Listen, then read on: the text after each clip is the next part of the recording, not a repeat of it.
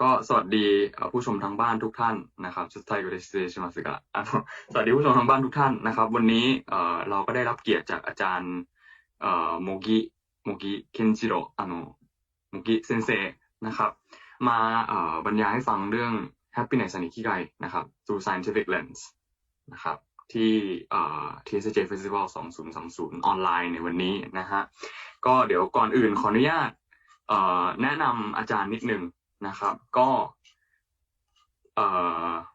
สักครู่นะฮะอาจารย์ก็เป็น neuroscientist นะฮะหรือว่านักประสาทวิทยาศาสตร์นะครับเป็นนักเขียนผู้ดำเนินรายการนะฮะแล้วก็ปัจจุบันเป็นนักวิจัยอาวุโสที่ Sony Computer Science Lab นะครับอาจารย์มีผลงานวิจัยด้านภาษาวิทยามากกว่า30งานนะฮะแล้วก็เคยเป็นอาจารย์ที่ปรึกษาวิจัยปริญญาเอกที่สถาบันเทคโนโลยีโตเกียวหรือว่าที่รู้จักกันในนามโตเกียวเทคนะฮะเป็น TED Speaker นะครับแล้วก็มีเขียนหนังสือ bestseller มากมายนะครับทั้งภาษาญี่ปุ่นและอังกฤษโดยอาจารย์เนี่ยเป็นคนญี่ปุ่นคนแรกที่เขียนหนังสือเกี่ยวกับอิคิไกนะครับก็ let me just briefly introduce Sensei in English.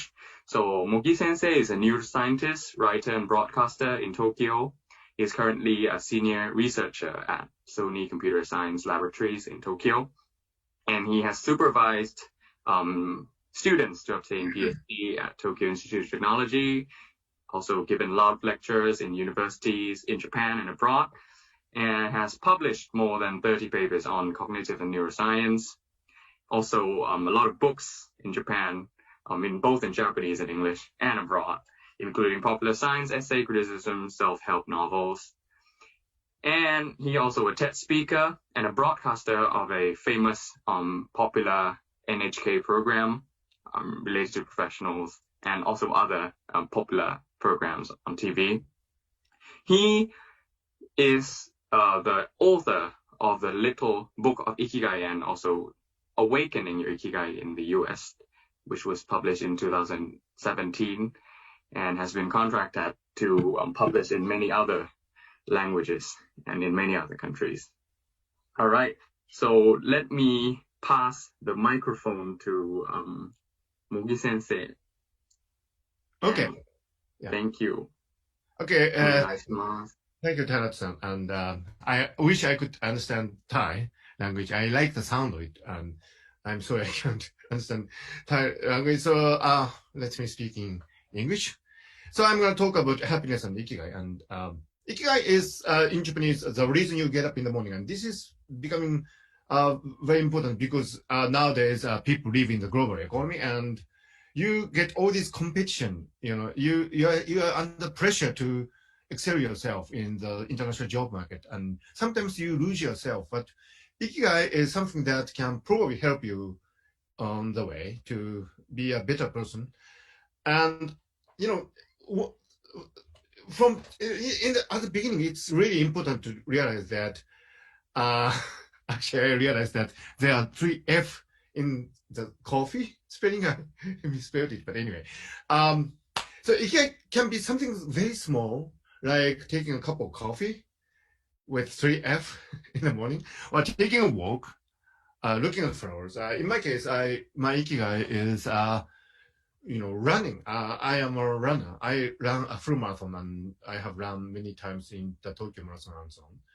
Or it can be something really big, life's ultimate goal. My ultimate goal in life is to solve the so-called mind-brain problem, to understand how consciousness arises from the neural activity in the brain. So that's my holy grail, if you like. And, so these are small things, and they are big things, and that's all of that is ikigai. It's a whole spectrum. So as I said, I wrote a book on ikigai, and it has been published into many languages, including Thai, I think. I'm not sure. Ikigai studied is based on a really interesting scientific research in Osaki City, which is to the north of Sendai City. And they studied, this is a really large-scale study involving tens of thousands of subjects. And they found basically that those people who had ikigai had more life expectancy, and they were more healthier.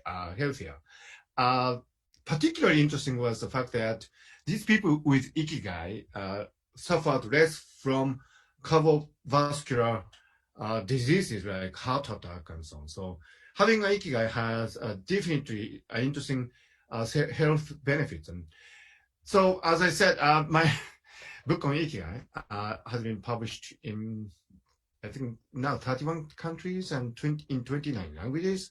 Is Thailand included? Yes, this is Thailand, I think. Yeah.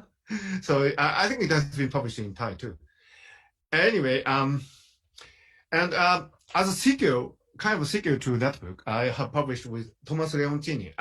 He's this handsome guy next to Pope Francis, and he's a really wonderful character. But so I co-authored this book, Ikigai in Love, which is a kind of a conversation on love, and I co-authored with this really handsome guy, Thomas Leontini, who is in Rome, I think, and with the Pope. And Thomas actually published a book on something.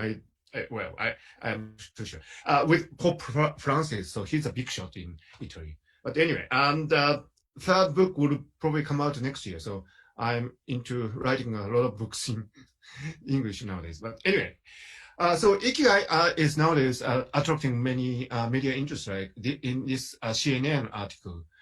So many people regard Ikigai as one of the secrets of Japanese people's success in leading a healthy life. And, so there's this focus on Ikigai on the international arena. In the book, I have discussed the 5 pillars of Ikigai, and these are starting small, releasing yourself, harmony and sustainability, the joy of little things, and being in the here now. I know you are students, right? And you are young, and you are, at the beginning of your career. But I really hope that you can get a grip on these 5 pillars of Ikigai, because I know you are really brilliant students, and you are geniuses, and you are the elites of the Thai society. But your life will be bumpy. I'm sure there will be troubles, and you could face difficulties. And when you face difficulties, I hope this, understanding of 5 pillars of Ikigai would come to your help. Anyway, so the first pillar is starting small. This is a picture of President Obama, the good president, eating dinner with Prime Minister Abe at the Sukiyabashi Jiro sushi restaurant. And Jiro Ono, the guy in the middle, is the world's oldest living Michelin 3-star chef. He's now 95, I think, and he's still making sushi in this venerable restaurant. I hope you will be able to go there sometime. It's really wonderful. It's really difficult to get a reservation, but I hope you can somehow manage, maybe through the Thai embassy or something. And anyway, so this is a world-class restaurant, and this is arguably the best sushi in the world. But Jiro Ono is sustained himself through his ikigai, because Jiro Ono as a child came from a humble background. He had to work.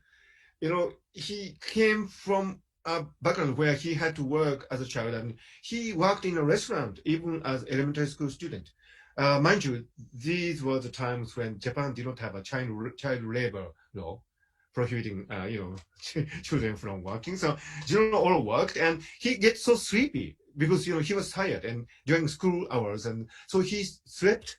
And the teacher reprimanded him, and the teacher made Jiro Ono stand at the in the corridor. That is the usual trick of Japanese teachers nowadays, and at these times. And Jiro Ono was standing there, and he suddenly remembered that he had something to do in the restaurant. So he ran back to the restaurant and did the chores and came back to the school.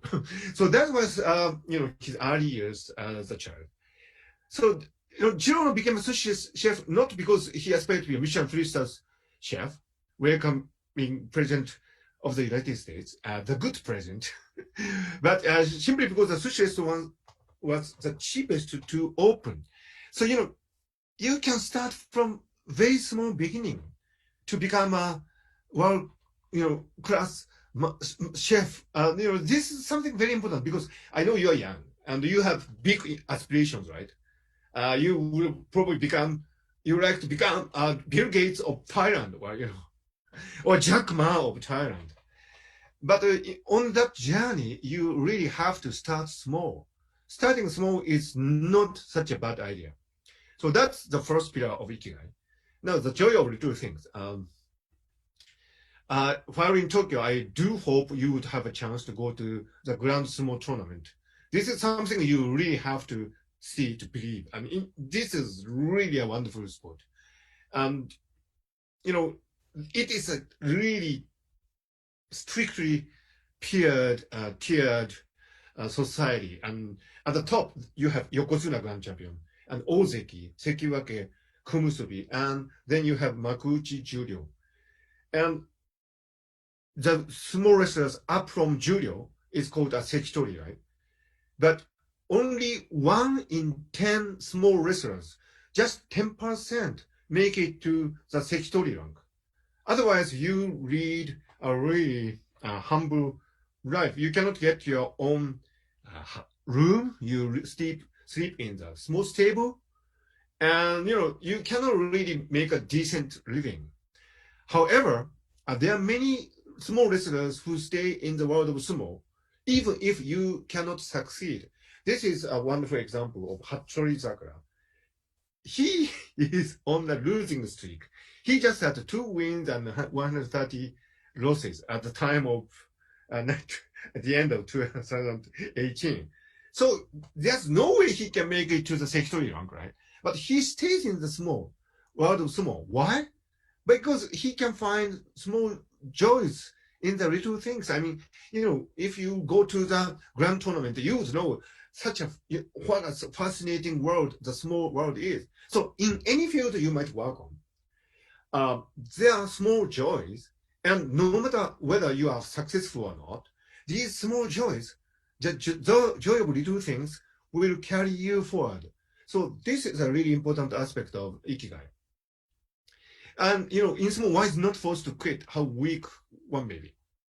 So you can stay in the sport no matter how much you lose. This is one of the wonderful aspects of Japanese society, I think. And if this was a Major League Baseball, you would be kicked out. So this is the joy of little things. And the third pillar of Ikigai is harmony and sustainability. Now, I do hope during your stay in Japan, you would have a chance to go to the Ise Grand Shrine. This is arguably the most, sacred and most beautiful Shinto shrines in Japan. It's really worth going there.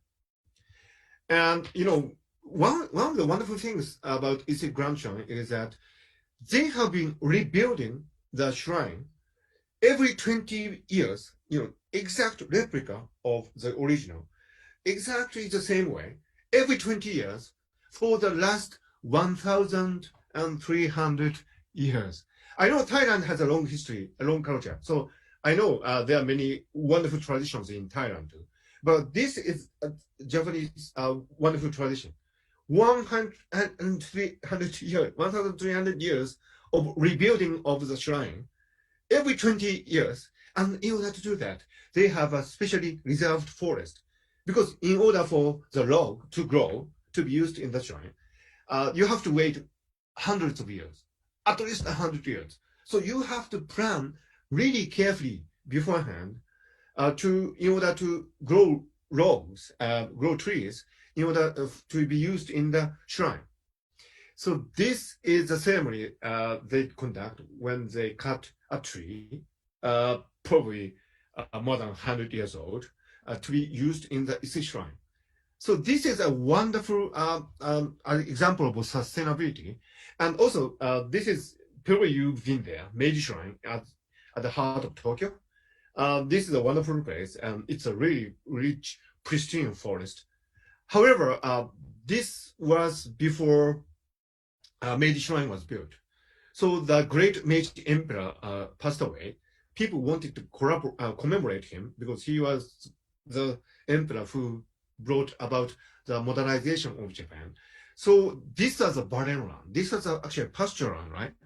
And they brought 365 different species of trees from all over Japan and planted the trees. And there were actually 4 scholars involved, and they really thought carefully how to put the trees and what kind of trees to plant, so that in years later, they would have this really wonderful shrine forest that is a Meiji Shrine Forest right now. So this is a really beautiful example of sustainability in the Japanese history. And maybe you've heard about wabi-sabi. And wabi is the imperfection of things, and sabi is wear and tear through aging. Look at my hair. My hairs are white. You guys are young, so you don't have white hair. But I am, actually 32 this year. Of course, I'm joking. I'm not 32, but anyway, I am kind of, and this is sabi, wear and tear through aging. But, the beauty of Japanese aesthetics is that they found beauty in the wabi-sabi. This is a really beautiful example of wabi-sabi in Japan. This is a Hinomaru-bon lacquerware. And can you believe it? It fetches something like 100 million yen. 100 million yen, 1億円, if it's put on the market. So this is all wear and tear, right? This is double-layered lacquerware and red on black. So when the red layer wears away, the black layer behind would show. But this is beautiful, isn't it? I mean, this is a where time would work on such a wear, and the Japanese aesthetics appreciate these kind of things. Another really beautiful and important example is a kintsugi. Now, kintsugi is a buzzword in many parts of the world, and kintsugi is when a wear is broken, you don't throw it away. You mend it beautifully with gold and lacquer, and this is kintsugi. So sometimes it's even better than the original wear. So this kintsugi is a really wonderful metaphor in life. When something is broken in your life, like friendship, love, and so on, you can maybe apply kintsugi to your broken friendship or something, and it might be even better afterwards. So this is a really wonderful example of Japanese aesthetics. This is another example. This is actually a very precious wear. It's not in the market, but if it's put on the market, maybe it will probably fetch thousands of millions of yen, 何十億円, I'm sure. This is the most precious, one of the most precious wares cherished in Japanese society, called bankohan. And this is a really wonderful example of kintsugi. So, it's broken, but it's much better than the original. So that was harmony and sustainability. Now, being in here now. This is a Ryoanji temple in Kyoto, and this is Queen Elizabeth II with Prince Philip coming to the Ryoanji temple. And I do hope, again, while you're in Japan, you will be able to go to the Ryoanji temple. It's brilliant. And, it's in the great Zen tradition. This is where you go and meditate, right? And to meditate is in being in the here and now. I hope there are many things to go in Japan, actually. This is Eiheiji Temple in Fukui, where the Zen Buddhists train themselves and meditate. This is also a really wonderful place. Everything is made so that you can meditate in a really good condition. These are the disciple Buddhist priests training themselves in Eiheiji Temple. And when you go there and you can pass them, they are really beautiful people, because they are practicing this Zen philosophy. And this is Kobun Otogawa, who actually was a mentor for Steve Jobs. So he is one of the Zen Buddhist priests. who went to the United States. And Steve Jobs took inspiration from the teachings of Kobun Otogawa. And you probably can say that what he made at Apple, like MacBook, iPhone, etc., is an application of this Japanese aesthetics of being in the here and now, the so-called mindfulness. Now, when you practice mindfulness, it is known that the so-called default mode network in the brain would get activated, including these areas like BMPFC and DMPFC and so on. So, there are neuroscientific evidence nowadays that when you meditate, your brain would go into a kind of maintenance mode so that dots could be connected and you can get inspirations and, realization of new things, and your brain, in a nutshell, would become more creative. So that is a great value of being in the here and now. Now, releasing yourself. I don't know about Thai society, but in Japan, there's always this distinction between honne and tatemae. Tatemae is what you're supposed to say in society, right? But at the same time, the Japanese people are always good at opening one's heart when one is in a good company of really wonderful, friends. And so the Japanese people, use these two modes of conversing, honne and tatemae, right? And Yasuhiro Ozu is probably arguably the most important film director ever lived in Japan or in the world. And his works are really, really respected, like Tokyo Story and so on. And there's this really beautiful scene in the film, Late Spring, when the daughter, says her honne, true heart, to the father just before she gets married. And it's a really beautiful scene. And they discuss what is happiness, the essence of happiness, and so on. So, this distinction between, releasing honne and tatemae is a wonderful example of releasing yourself in Japanese history. Now, some scientific backgrounds to what I've been talking about.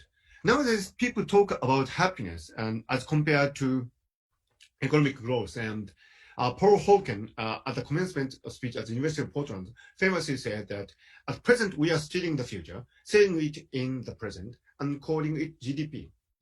Now, so this dissociation between economic prosperity and happiness, and Richard Easterling at the University of California, he came up with this fact of Easterling paradox, which states that economic growth does not necessarily lead to increased happiness. And this is a really nice graph. I'm sure there's something equivalent to this for Thailand. In the years between 1972 and 1991, the perceived happiness of the American people did not change. Although, of course, economically, there were much growth in these times in terms of GDP. This is the same data for Japan. Between 1958 and 1992, I think, there was this rapid growth of per capita GDP. But life satisfaction or perceived happiness did not change. So this is the Easterling paradox, right? I mean, economic growth does not necessarily lead to increased happiness.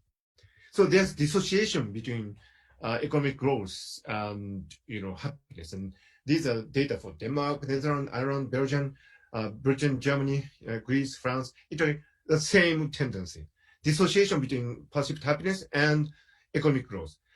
Another interesting cognitive scientific notion is focusing illusion.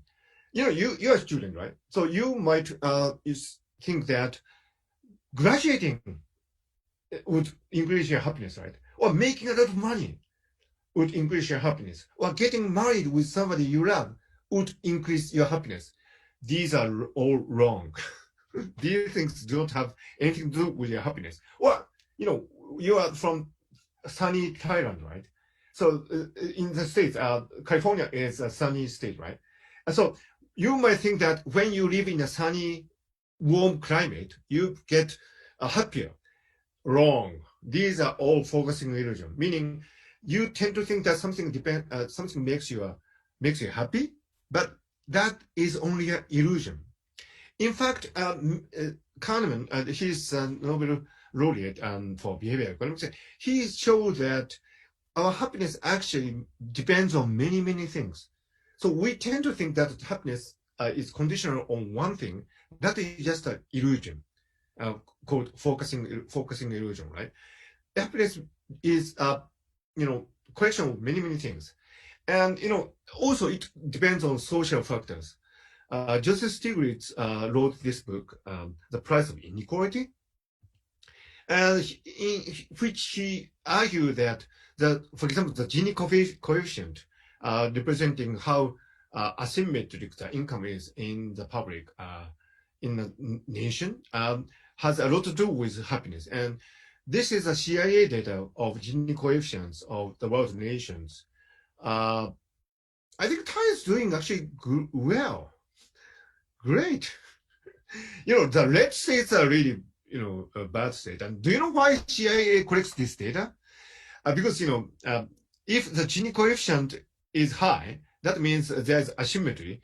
There's an increased risk of coup or social unrest or so on, in which CIA is interested. So that's why Central Intelligence Agency of the United States collects these data.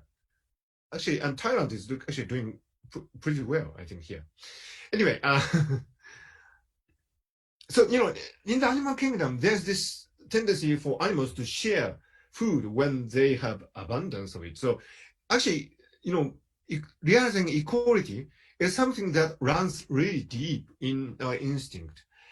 In behavioral economic experiment like this one, there's always this tendency to achieve equality rather than acting purely selfishly among human subjects. And your brain's reward center is activated when, like the ventral striatum, when you share something with others, so that to decrease inequality, activating such areas like VMPFC. So, it's quite interesting that even a child would love to share something when you have something more than other people. So this really lovely tendency to, share something is within us, and we should not forget these tendencies when we consider conscious happiness. In the Native American society, there was this wonderful, habit of potlatch, and this is where you try to show off your wealth by giving them to other people. Isn't this wonderful? In today's world, the top 1% has so much, but they don't want to share, right? I mean, they won't invite us to their mansions in, on private island or so on. But, in the Native American society, the rich people actually competed with each other by giving these wonderful food and festivities to the people around. So actually, this was a kind of a battle. I mean, in battle, you don't use spears and swords. I mean, you just give things away. This was a really wonderful, tradition of potlatch. So I think I'm doing all right with time. Maybe I might, end earlier than planned because I speak so quickly. But anyway, in the last portion of my talk, I would like to discuss the relation between Thailand and Japan.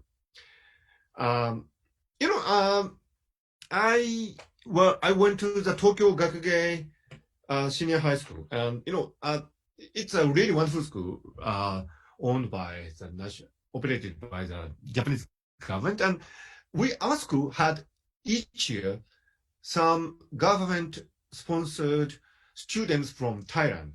I particularly remember one person called Chachawan-kun. Chachawan, I don't know if it's a usual name in Thailand, Chachawan. Yeah, I still remember. He was a really wonderful. All these students from Thailand, they were really super intelligent and super friendly and really wonderful. I also watched once a BBC documentary on Thailand, and I think they showed the royal family. And I was in the UK. I was doing my postdoc at Cambridge University, and I was watching BBC. And the BBC broadcast this program on Thai monarchy, and these were the most elegant and wonderful people. I could tell from the video. So when I went to Thailand, the late king Wimfo sorry, I can't pronounce, but in Japan, he was always called King Fumipon, King Rama the Ninth. When I went to Thailand, I found that the late king was really, really respected by the people of Thailand. And, so I asked around and did some research at the time. And King Fumipon and the Japanese imperial household had a long history of friendship. So now the Japanese Emperor Emeritus Akihito and the Empress Emeritus Michiko, they are now retired, but they went to Thailand in 1991. This is a picture with the Thai king and Thai queen, and with the Emperor of Japan and Empress of Japan. And we have something that is really common, and that something has a lot to do with the ikigai, actually, because the Japanese Emperor Akihito, actually I had the honor of speaking to His Highness at a party for 10 minutes. Can you remember? Can you believe that? I spoke with the Emperor of Japan for 10 minutes in a party, just me and him. And he is actually a biologist. I mean, he studies fish, and he publishes papers. So I, spoke with the emperor, not as, in a loyal, way, but, I spoke with His Highness from as a scientist, and we discussed many things like molecular biology and molecular genetics. And His Highness the emperor was really, really astonishingly knowledgeable about, science, and that was his ikigai.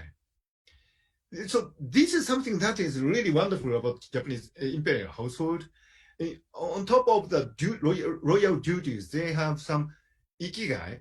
In the case of Empress Michiko, her ikigai is reading, for example, children's books, and she has done many charities, and she has supported many activities supporting children, and that's her ikigai.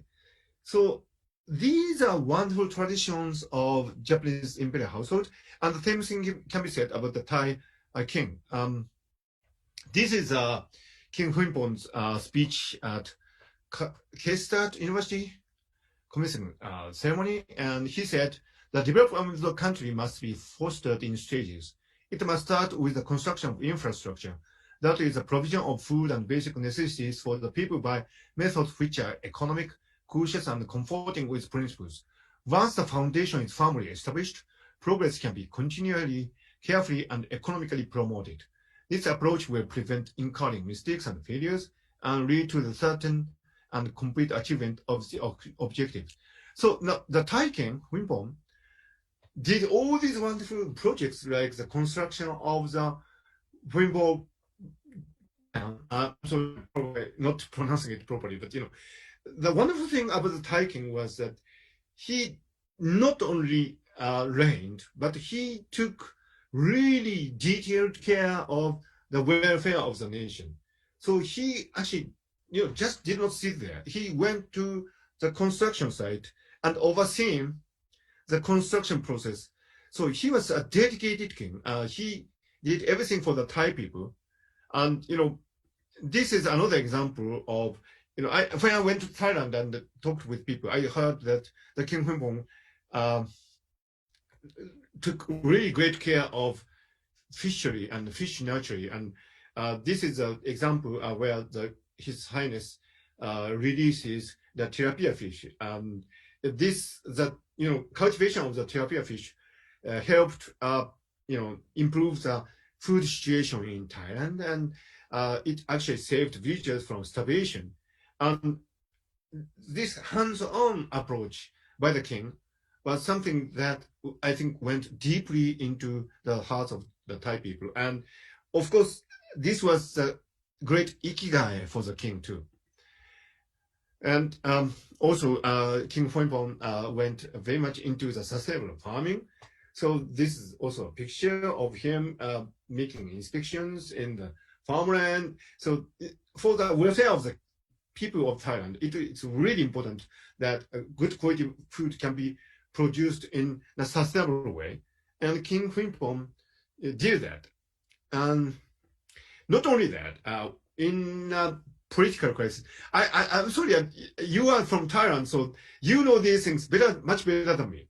I'm just telling you these things because to tell you that I know these things because I did some research and I try to understand why the Thai people respected the late king so deeply. And I found these things. And this is a political crisis of 1992 when there were two opposition parties, I understand. Then so there was this political stalemate, and there's no stability in Thai politics. And the King Phoenpon, intervened personally and called for the two opposing parties to, come together for the better future of the nation. And this was something that only the king could do. I mean, the two parties, they couldn't resolve the situation themselves.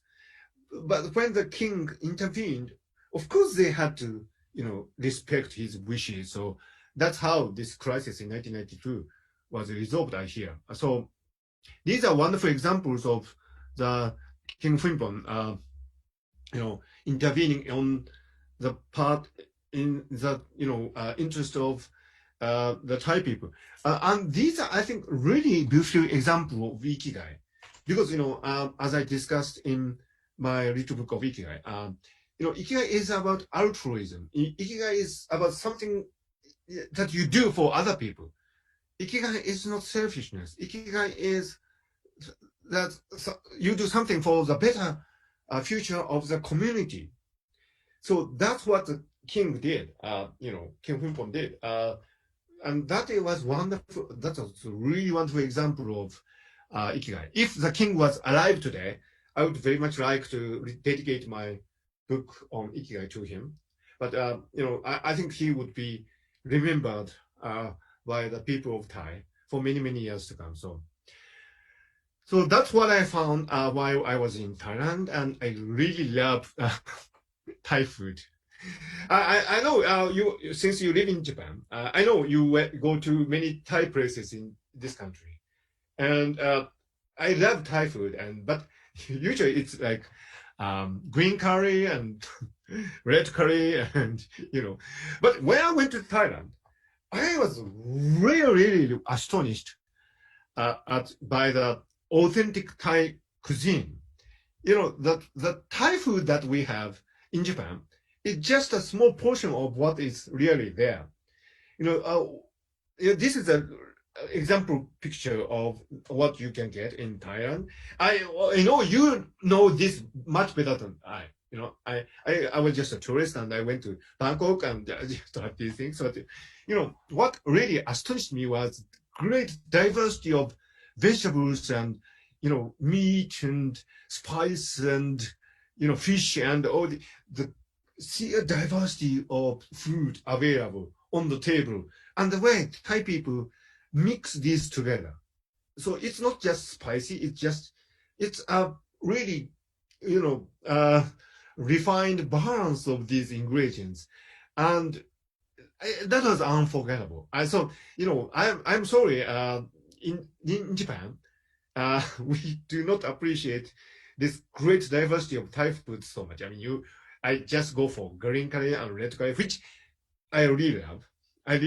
But there are many other things that in Thailand, and that is something that I really appreciate when I travel to that country. Also, this is something really important, really deep. Of course, in Japan, we have increased awareness of the LGBTQ rights. But when I went to Thailand, I had in-depth conversations with the Thai people, I found that gender situation in Thailand is really, really liberal.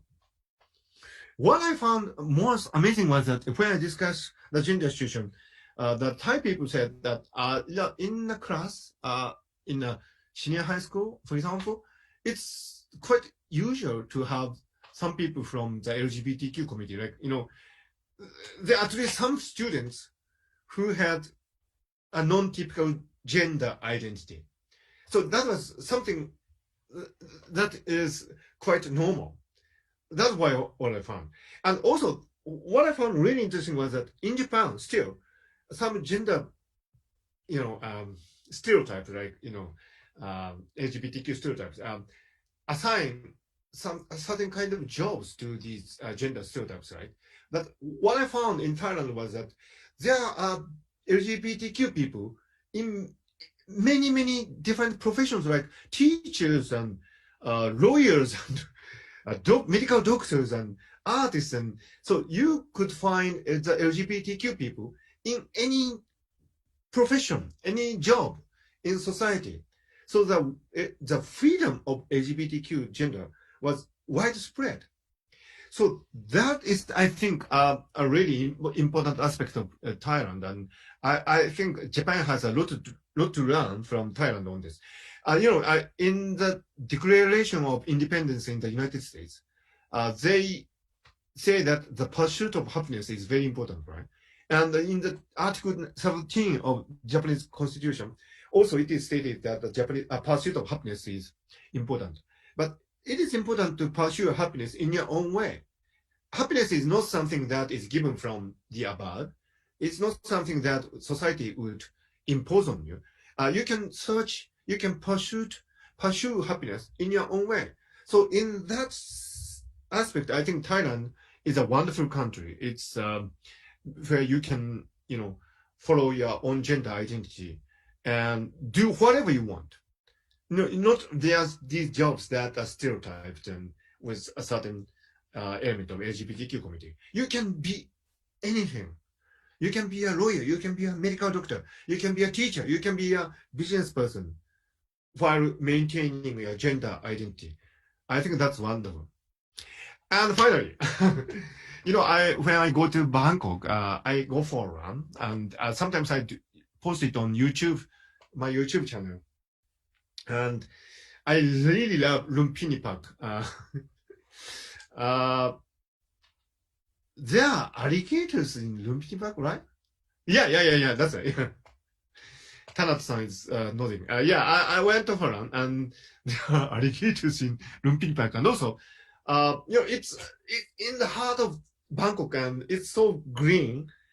And I was amazed. I just heard it rumored, but at a certain time of the day, there's this music dedicated to the monarchy king, and I heard that when the music is played, people stop there and pay respect to the king. And I was not. I was just curious, and I was in the Lumpini Park at that exact time, and I was watching. I was running, but when the music started, people stopped. So I stopped myself. And this wonderful tradition of and culture is really wonderful in Thailand. So right now I cannot go to Thailand, as much as I want, but I do hope I can, go back to Thailand sometime. And as I discussed in this lecture, I think Japan and Thailand are connected really close together through this spirit of ikigai, in which we actually care for each other, and people from ordinary citizens to the emperor or the king do care about other people, and altruism or doing something for other people is a really important aspect of ikigai. So I hope we can stay friends in the long years to come. So, okay. Thailand and Japan, the spirit of ikigai would bind the two great nations together. So that's my talk, and thank you very much. By the way, Tanato-san, はい。I actually put some Google text into Google Translate, and I forgot what this was. What does it say? มันเป็นวันที่ดีที่ได้พบคุณ ฉันหวังว่าจะได้พบคุณในเร็วๆนี้ What does it mean? This is a great day that we met. This is great that we met. And I hope I can meet you again soon. อ่านว่า Oh, you know, Thai language is so difficult. I can't read. The character seems to be difficult and complicated, It's right? important. Is it? Yeah, it's really difficult. At the university, there is like a Thai language class, Yeah. and like half of the students just quit like after like a first or second class because like they couldn't. Because it's what? Sorry, It's because it's too difficult. because the characters are too difficult to learn. Yeah, yeah, Yeah, it's right. how, So, Hi. do you run this at what how old are you when you start learning these characters? Maybe like kindergarten age, like 3 or 4. Really? 3, yeah, and then it takes time, like 3-4 years to become master at this. So you can type nowadays on, you know. Yes, there's a Thai keyboard. Wow. Oh, right. So anyway, yeah. So let's move to the Q&A session. Yeah. So we do now question and answer? Yes. I've already got some questions from the staff. Like the staff passed a question from participants to me. Yeah. And then I'm gonna ask you one by one. Okay, sure. All right. So let me move to the first question. Okay. Right.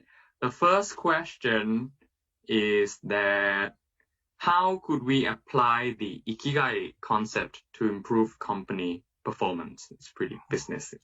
Oh, I that's very important. And I in my capacity as a neuroscientist, and also I do many TV and radio work here.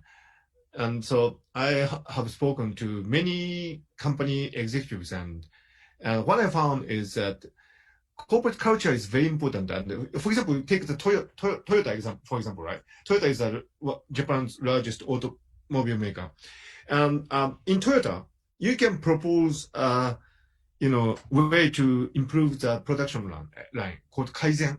And anybody, if you are just a high school graduate or a PhD holder, anybody can propose the Kaizen, and you are treated equally, no matter what job description you might be under. So that is a great way to promote ikigai in Toyota. What else? Yeah, take the example of Santry. I have done many works with Santry, the maker of whiskey, wine, and so on.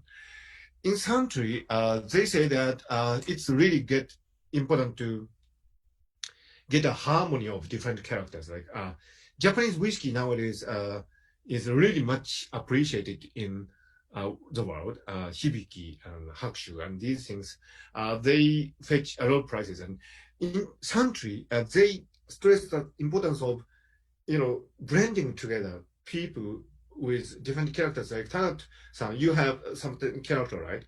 And other students would have certain characters, right? And these characteristics can be blended in a really nice way, so that to promote each other's ikigai and create a really wonderful corporate culture. So I think the designing or promotion of ikigai in a company has a lot to do with promoting excellent corporate culture.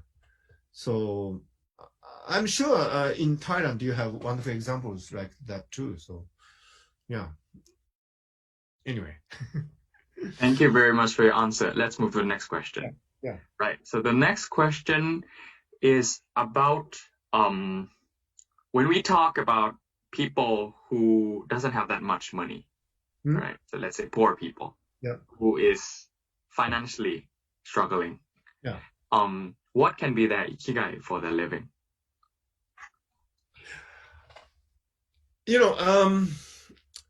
I think in the neuroscientific study of happiness, I think there's evidence that comparing your status with others is the worst thing that you can do. So when you do not have money, and if you look up to people with a lot of money, that would make you very unhappy. And that is related to the focusing illusion that we discussed today. And actually, there's this wonderful study where they examined the happiness of people who won the lottery so that they get a lot of money. But what they found was really interesting. And in a nutshell, people don't get happier. I mean, even if they get more money. So I think if you don't have much money, of course, there are things that you cannot do.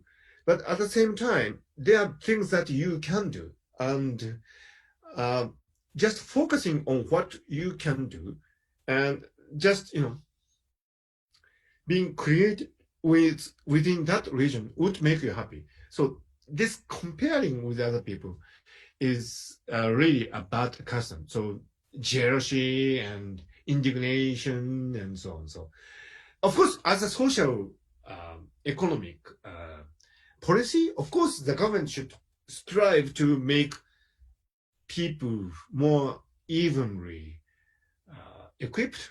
That is a job of the government. And although I didn't talk about it today, I am also, of course, aware of the thing that is happening in Thailand now, calling for social reforms. And I do understand why people are doing that. So it's very important to, reform society in a way that would give equal opportunity to people. But at the same time, it's not so good to compare too much or what you have with what you do. Tana-san, because you're living in Japan and you are studying at University of Tokyo. So, okay, so seeing from some people from Thailand, you are so envious. You have everything. But comparing oneself with you doesn't help them, right? Because I'm sure you have your own worries, right? You are not perfectly happy, right?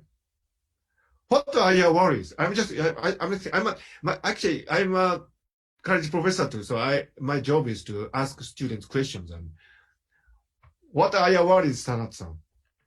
My worries right now is about 就活動. What is your best scenario? I mean, where would you like to get your job?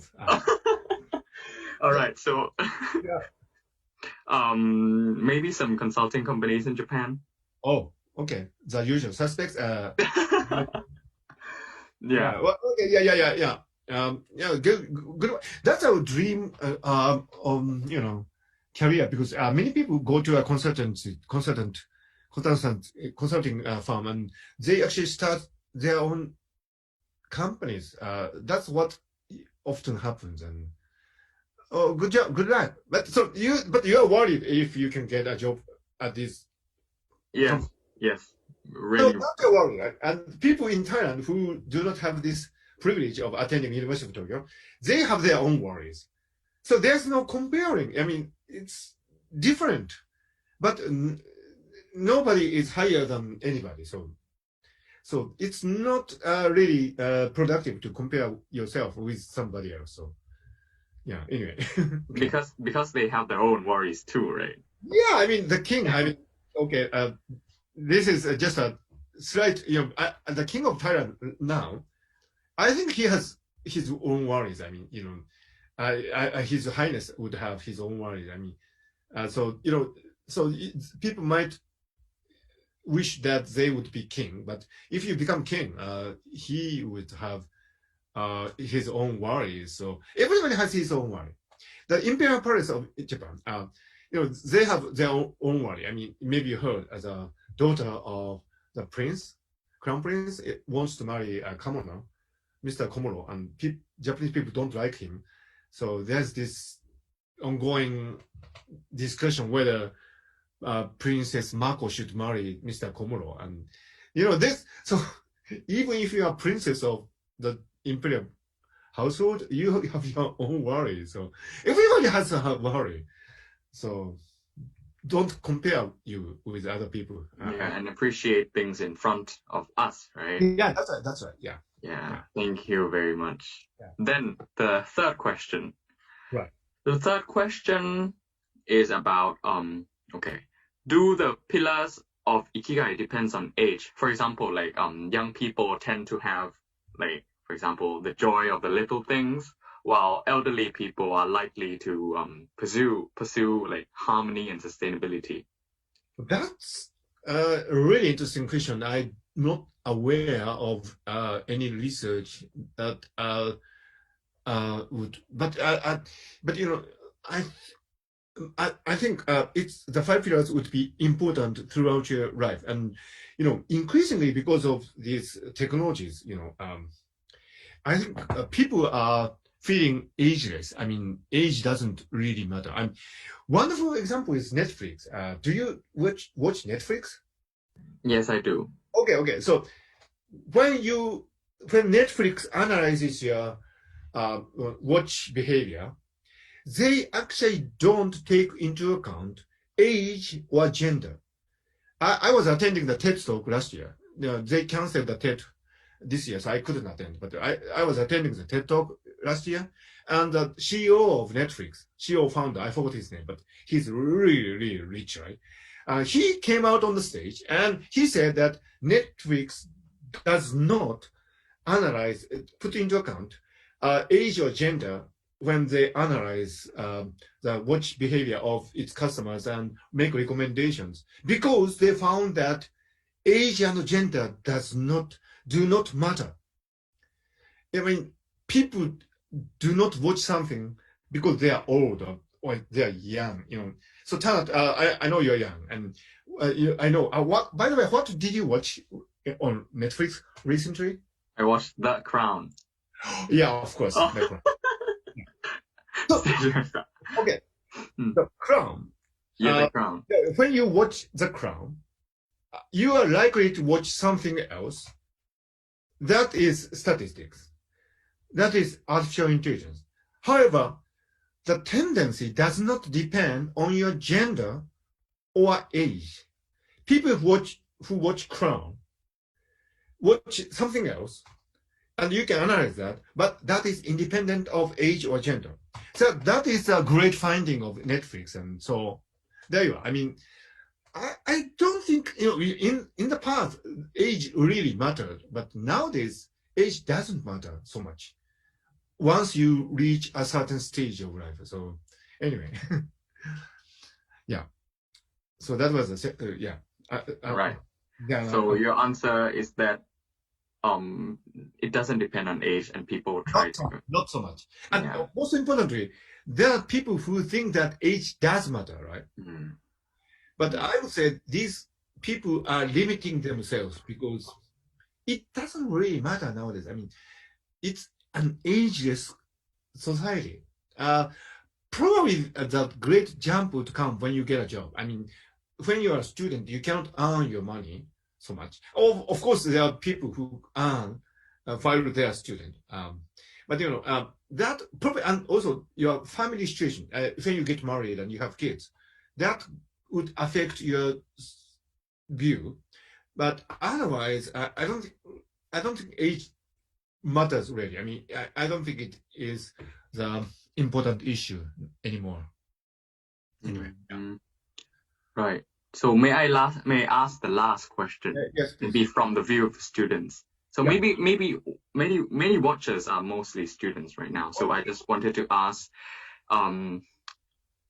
like right now I'm a student. I go to class.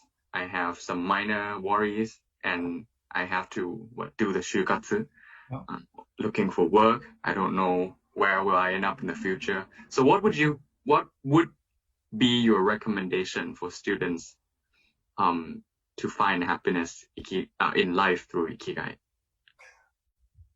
My recommendation is to move around and meet people because this actually is there's a study network theory, and it found that jobs and new opportunities come from the weak ties. So, for example, I have a strong tie with many people, and this is a weak tie, right? And you have this connection of people who maybe come from Thailand, and you have a strong tie. So the connection between you and me are weak, right?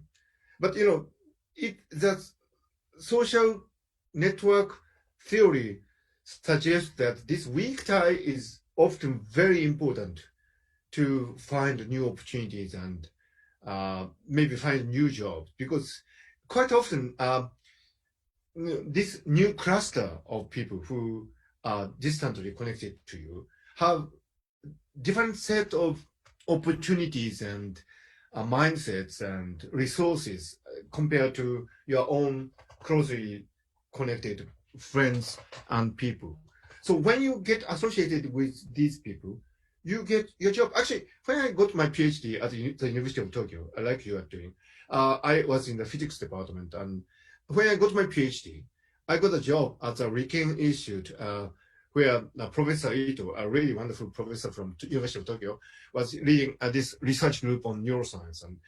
But this tie was really weak. The boss of my laboratory, Professor Wakabayashi, was from the medical department where Professor Ito is. So there was this weak tie between Professor Wakabayashi and Professor Ito.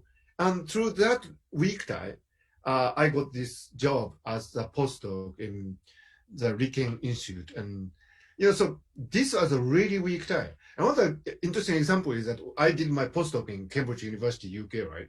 The way I got there was I sent an email to Professor Mitchson in Cambridge, and I asked him if he had any position opening for me. But he didn't have an opening. So Graham Mitchson, he wrote a letter to Professor Horace Barrow, who is a really godfather of neuroscience in Cambridge University. And he was at the Trinity College where Isaac Newton once was. So Horace Barrow had a job offer for me. That's how I went to University of Cambridge to do my postdoc, and I had the most wonderful 2 years there. So, you see, this is a weak tie. I mean, I sent an email to Mitchson, whose paper I read, but I haven't met Mitchson then. And Mitchson did not have a job offering, but Mitchson knew this great Professor Barlow, who happened to have a job opening for me. So I went to University of Cambridge by this weak tie. So, I know you're a student, and you can imagine many things, and you would have your best scenarios, and you'd like to get to places, right? But you don't have the resources. So how can you get to these places? By these weak ties that you make in society. So please meet as many people as possible. And, even though you have really weak ties, and through these weak ties, you can probably learn to, construct your own ikigai. And that's how actually I have been constructing my ikigai. And I'm sure you can construct your ikigai in your life too. So good luck, Tanaka-san. And ありがとうございます。失礼します。Let me just sum up a little bit about the talk today we had. So Sensei gave us a lecture about about 5 pillars of ikigai. Starting small, we have an example from sushi chef Jiro, and the joy of little things, and we have the sumo wrestler, and about harmony and sustainability, which is like the power of community and the ability to appreciate imperfections, right? And we also have releasing yourself. So sometimes we have to be ourselves, right? And another important thing is about staying in the present, being here, being in the here and now, so that the brain will become more creative. And we had discussed through a lot of questions we had from the live, and we asked about the company culture, which Sensei responds that okay, they can distill ikigai into the corporate culture in order to make their staff has ikigai. And lastly, we talk about how students can be happy and find ikigai. So Sensei's recommendation is to meet as many people as we can, and opportunities will come, and you may find happiness along the way, right? Yeah. Right. Right. So thank you very much, Mogi Sensei, for this really informative and really a session that has really opened my mind and for many people too. So we'll have maybe right now only like a 14 minutes break, and then we'll have a discussion session. Yeah. Starting what time? At 11:50, I think. 11:50. 11:50. Okay. In this room. Yes. Okay. Yes. So I just go and I come back at 11:50. earlier than 11:50. Okay. Yes, just a little bit. Right. And it will not be publicized. Okay. はい。 Okay. ありがとうございます。 Thank you. I will stop and